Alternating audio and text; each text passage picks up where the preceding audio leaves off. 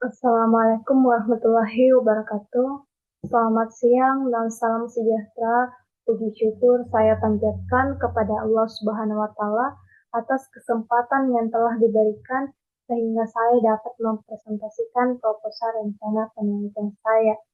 Yang saya hormati, Ibu dosen pengampu mata kuliah Metodologi Penelitian. Perkenalkan, nama saya Herianti dengan NIM 2209 015000006 dari kelas A dari jurusan Akuntansi S1 Fakultas Ekonomi dan Bisnis Universitas Negeri Makassar. Saya akan mempresentasikan proposal rencana penelitian saya yang berjudul Pengaruh Net Profit Margin dan Gross Profit Margin terhadap pertumbuhan laba pada perusahaan manufaktur yang terdaftar di Bursa Efek Indonesia. Adapun alasan memilih judul tersebut karena topik ini sangat relevan dengan kondisi ekonomi saat ini, di mana perusahaan perlu memahami faktor-faktor yang mempengaruhi profitabilitas. Penelitian ini diharapkan dapat memberikan wawasan baru tentang bagaimana margin laba berpengaruh terhadap pertumbuhan laba, yang bermanfaat bagi manajemen perusahaan dalam pengambilan keputusan. Langsung saja, bab 1 pendahuluan. Latar belakang penelitian ini bertujuan untuk menganalisis pengaruh net profit margin dan gross profit margin terhadap pertumbuhan laba pada perusahaan manufaktur yang terdaftar di Bursa Efek Indonesia. Perusahaan manufaktur yang memiliki peran penting dalam perekonomian Indonesia dan kinerja keuangan perusahaan tersebut sering diukur dengan rasio profitabilitas, seperti net profit margin dan gross profit margin. Net profit margin dan gross profit margin dianggap memiliki pengaruh signifikan terhadap pertumbuhan laba karena menggambarkan efisiensi perusahaan dalam menghasilkan laba bersih dan laba kotor. Penelitian-penelitian sebelumnya menunjukkan bahwa rasio ini berhubungan erat dengan pertumbuhan laba, tetapi penelitian lebih lanjut diperlukan untuk menguji pengaruh keduanya dalam konteks pasar modal Indonesia. Adapun rumusan masalah yang diangkat pada penelitian ini yang pertama yaitu apakah net profit margin berpengaruh signifikan terhadap pertumbuhan laba pada perusahaan manufaktur yang terdaftar di Bursa Efek Indonesia. Dan yang kedua, apakah gross profit margin berpengaruh signifikan terhadap pertumbuhan laba pada perusahaan manufaktur yang terdaftar di Bursa Efek Indonesia.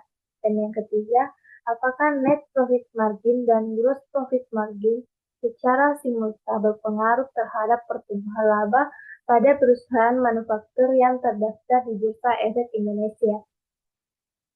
Selanjutnya, tujuan penelitian ini yang pertama menganalisis pengaruh net profit margin terhadap pertumbuhan laba pada perusahaan manufaktur yang terdaftar di Bursa Efek Indonesia. Dan yang kedua menganalisis pengaruh net profit margin terhadap pertumbuhan laba pada perusahaan manufaktur yang terdaftar di Bursa Efek Indonesia. Yang ketiga, menganalisis pengaruh simultan net profit margin dan gross profit margin terhadap pertumbuhan laba pada perusahaan manufaktur yang terdaftar di Bursa Efek Indonesia. Selanjutnya, manfaat penelitian terbagi menjadi dua. Yang pertama, manfaat praktis.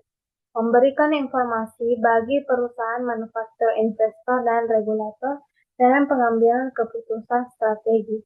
Yang kedua, manfaat teoritis, memberikan kontribusi terhadap pengembangan ilmu pengetahuan, khususnya dalam bidang manajemen keuangan dan memperkaya literatur terkait rasio profitabilitas dan pertumbuhan laba. Selanjutnya, bab 2 tinjauan pustaka dan kerangka konseptual. Kajian teori net profit margin merupakan rasio yang menunjukkan persentase laba bersih yang dihasilkan dari pendapatan bersih setelah dikurangi biaya dan pajak. Gross profit margin adalah rasio yang menunjukkan efisiensi perusahaan dalam menghasilkan laba kotor setelah dikurangi biaya produksi langsung. Pertumbuhan laba mencerminkan kemampuan perusahaan untuk meningkatkan laba bersih dari tahun ke tahun. Selanjutnya, tinjauan pustaka dari penelitian terdahulu. Penelitian oleh Sari dan Putra 2022 menunjukkan bahwa net profit margin memiliki pengaruh signifikan terhadap pertumbuhan laba pada perusahaan manufaktur. Penelitian oleh Lestari 2018 menunjukkan bahwa gross profit margin berpengaruh positif terhadap laba bersih dan pertumbuhan laba. Beberapa peneliti termasuk yang dilakukan oleh Subagio 2018 menunjukkan bahwa net profit margin dan gross profit margin secara signifikan berpengaruh terhadap pertumbuhan laba pada perusahaan manufaktur yang terdaftar di Bursa Efek Indonesia.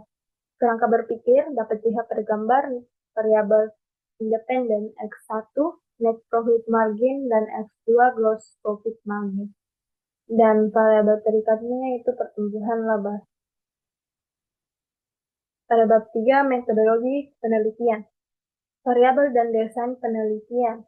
Variabel penelitian memuat variabel independen yang terdapat net profit margin dan gross profit margin, dan variabel dependen terdapat pertumbuhan laba. Desain penelitian dapat dilihat pada gambar di samping.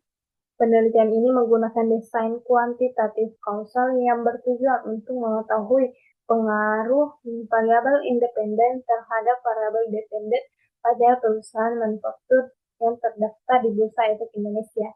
Selanjutnya, definisi operasional dan pengukuran variabel. Net profit margin rasio yang menunjukkan persentase laba bersih terhadap total pendapatan bersih. Skala pengukuran rasio yaitu persen.